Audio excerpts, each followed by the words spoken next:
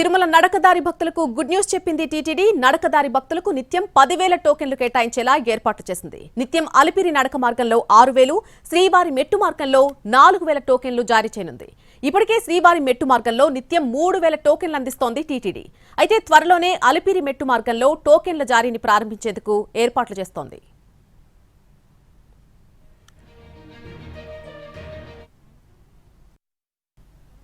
TDP government వచ్చేసి రేపు నుంచి ఈ టోకన్ సిస్టమ్ను అలాట్మెంట్ చేస్తున్నారు. అది చాలా సంతోషం. అసలు మాకు టోకన్స్ లేవు.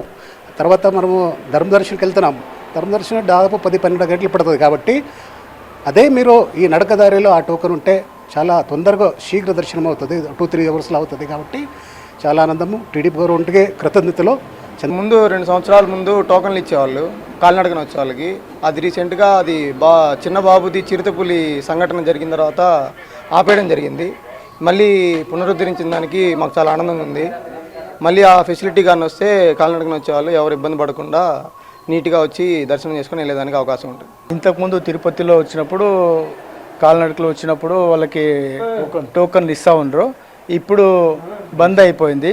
ఈ రేపటి నుంచి మళ్ళీ స్టార్ట్ అవుతుంది. ఇంతకుముందు ఏముంది అదే కంటిన్యూ చేస్తూ ఉన్నారు. భక్తులకంతా ఇప్పుడు ఇది చూసుకొని నెక్స్ట్ కంటిన్యూ టోకన్ తీసుకొని రావచ్చు.